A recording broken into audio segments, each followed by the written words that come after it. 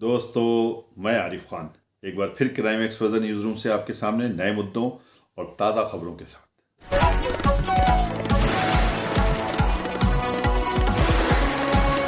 दोस्तों, ये चैनल चलाने का मकसद ये है कि सच्ची, सटीक और ईमानदारी से जो खबरें आती हैं वो आप तक पहुंचाई जाएं। क्राइम एक्सपोजर पेपर का मैं संपादक हूं, लेकिन इस चैनल के माध्यम से मैं इसलिए काम करता हूं ताकि जल्दी से जल्दी खबर आप तक पहुंचे और वो खबर पहुंचे जो सच्ची खबर हो। इसलिए चैनल को सब्सक्राइब कीजिए, खबर को फॉरवर्ड कीजिए और ख़बर को, क्लिप को पूरी देखा कीजिए। 15 फरवरी मुरादाबाद, रात 8 बजे एपेक्स अस्पताल के करीब अचानक गोली चलने की आवाज़ आती है। ठाई ठाई लोग भागते हैं, देखने की कोशिश करते हैं कि क्या हुआ। तो पता चलता है कि मुरादाबाद के बहुप्रतिष्ठित और बहुचर्चित सीए श्वेताब तिवारी के सर में किसी ने गोली मार दी और गोली मारकर शूटर्स फरार हो गए। उनको, श्वेताब तिवारी को बचाने के लिए कोशिश की जाती है और सामने ही एपेक्स अस्पताल था, वहाँ पर उनको ले जाया जाता है। उनकी बॉडी को वहाँ पर लेके जाया जाता है, उठा के वहाँ पर डॉक्टर जल्दी जल्दी उन पर लग जाते हैं, उनको बचाने की कोशिश करते हैं। लेकिन जब डॉक्टरों ने उनका पूरा एग्जामिन किया तो पता चला कि उनमें कुछ नहीं है। यानी उनके वो जो गोलियाँ चली थी उन्होंने अपना असर दिखाया था और श्वेताब तिवारी की मौत हो चुकी थी। ये हृदय विदारक घटना उस समय हुई थी जिस समय प्रयागराज में भी अतीक के गुंडों ने सड़क पे राजू पाल के ऊपर जिस तरह से फायर किया था। तो वो तो घटना बहुत चर्चा में रही थी क्योंकि वो एक पॉलिटिकल मामला था जुड़ा हुआ। लेकिन घटना ये भी चर्चा में थी, लेकिन मंडल स्तर तक ये घटना चर्चा में थी। मुरादाबाद मंडल स्तर पर इसकी बहुत चर्चाएं थी और ये सब कुछ कह रहे थे कि इस बाबा का ज़ीरो टॉलरेंस अपराध के लिए जो बोलते हैं, कहाँ है वो। खुलेआम चलती सड़क पर बीच बाजार में एक सीए को गोली से उड़ा दिया जाता है। किस तरह से इनके हौसले बढ़ गए हैं। और ये गैंग जिसने किया है, ये गैंग कोई नया गैंग नहीं है। इसने 2022 में एक स्पोर्ट्स कारोबारी को भी इसी तर्ज पे मारा था और उसका जिसने मारा था और जो जेल में बंद है वही इसका पूरा मास्टरमाइंड निकला है, जिसका नाम ललित कौशिक है, भाजपा का नेता है।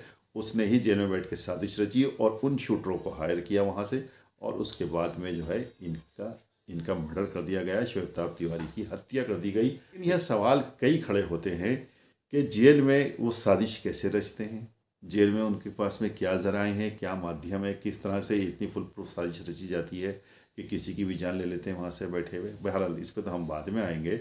लेकिन जिस तरह से मुरादाबाद एसएसपी मीना ने जो खुलासा किया है उस पर भी बहुत से सवाल खड़े हुए हैं और उन्होंने जो बातें की हैं बड़ी चौंकाने वाली हैं। एसएसपी मीणा का कहना यह है कि श्वेताब तिवारी की जान जाने का जो मुख्य जो कारण बना वो उनका साला बना, संदीप ओझा। संदीप ओझा की दोस्ती ऐसे लोगों की थी जो गलत संगत के लोग थे और उसकी गलत संगत ही उनकी जान जाने का कारण बनी। दूसरे लोग भी उसकी दोस्ती में शामिल रहे हों या वो गलत लोगों से जिनकी दोस्ती थी उनके साथ में ये लोग उनके साथ में शामिल रहे हों।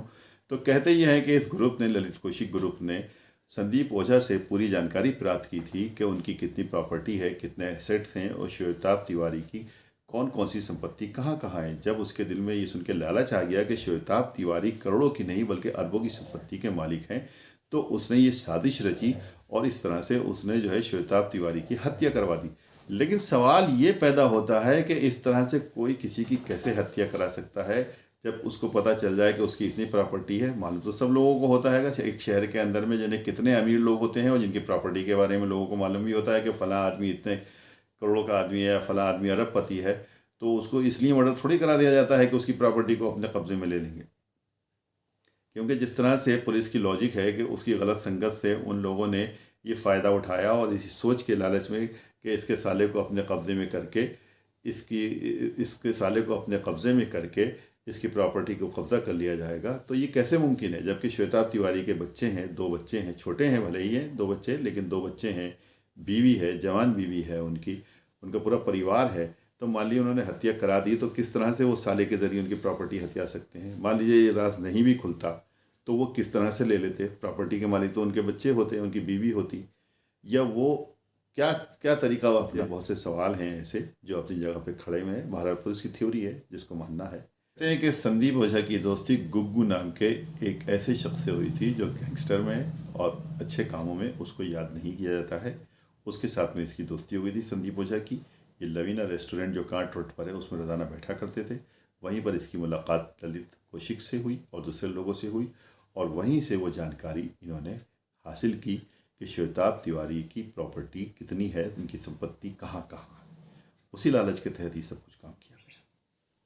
पुलिस के अनुसार जो गिरफ्तार हुए, जो शूटर्स गिरफ्तार हुए, जो भी उनके जो कातिल गिरफ्तार हुए, उनकी लॉजिक ये पुलिस को दी गई कि इसलिए उन्होंने मर्डर किया कि संदीप ओझा जो श्वेताब का साला है, उन्होंने श्वेताब तिवारी ने उन्हें कई कंपनियों का डायरेक्टर बना रखा था, तो अगर उसको हम मार देते हैं तो वो सारी प्रॉपर्टी उसके हिस्से में चली आएगी और हम कब्जा कर लेंगे।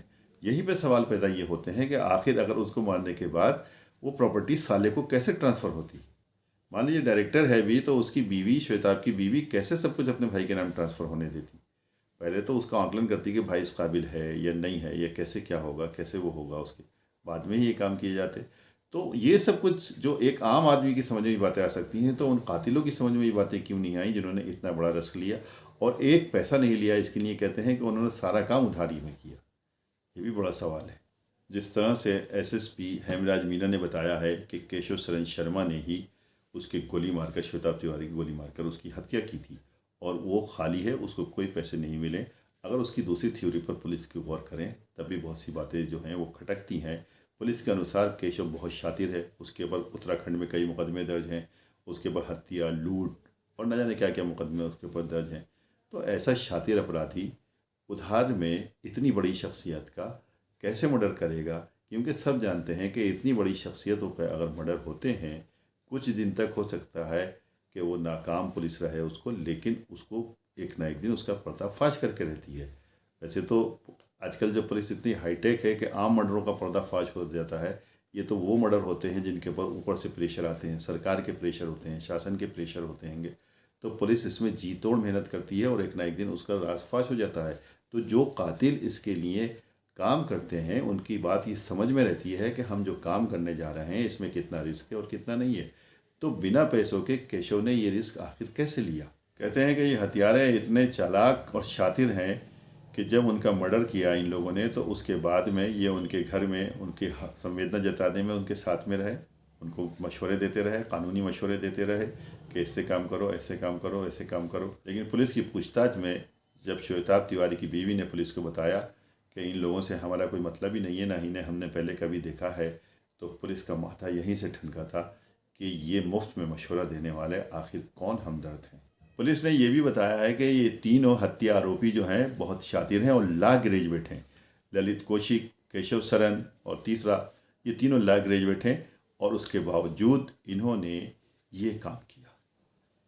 बहरहाल कुछ भी हो, मुरादाबाद पुलिस ने बड़ा काम किया है।